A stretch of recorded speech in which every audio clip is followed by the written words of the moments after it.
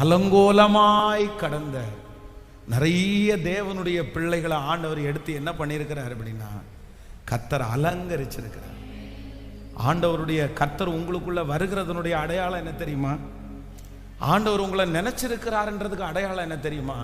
First ஆண்டவர் என்ன பண்ணுவாருன்னா நம்மை ஆண்டவரை போல நம்ம அழகுபடுத்தி நம்மளை பார்க்கறதுக்கு வேற யாருமே இருக்க மாட்டாங்க. ஆமென். வேதம் சொல்லுது, தாவீது ஆடுகளுக்கு பின்பாக போய் கொண்டிருந்தான்.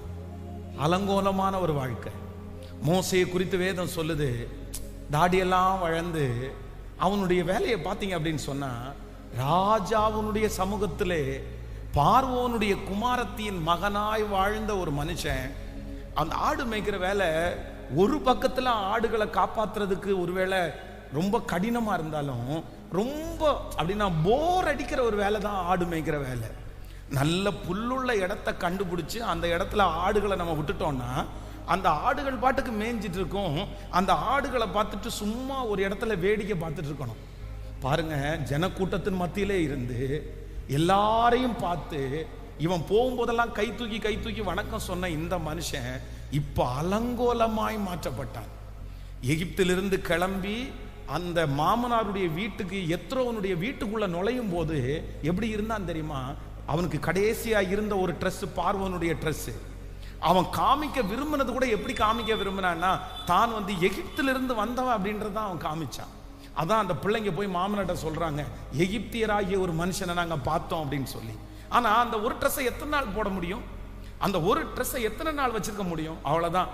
அந்த ட்ரெஸ் தேஞ்சு போனதுக்கு அப்புறம், அந்த ட்ரெஸ் அழுக்கானதுக்கு அப்புறம் திரும்ப என்ன ட்ரெஸ் அப்படின்னு சொன்னா ஆடு மேய்ப்பனுக்குரிய சாதாரணமான அலங்கோலமான ட்ரெஸ்ஸை போடக்கூடிய ஒரு சூழ்நிலை வந்துச்சு.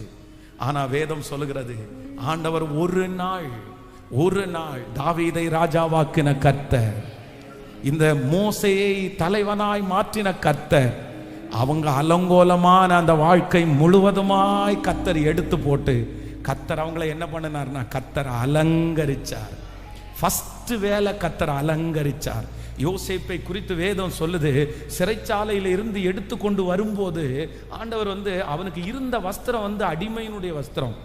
அவனுக்கு இருந்த வஸ்திரம் அங்கே தவறு செய்கிறவர்கள் போடுகிற அக்யூஸ்ட் அந்த வஸ்திரம்.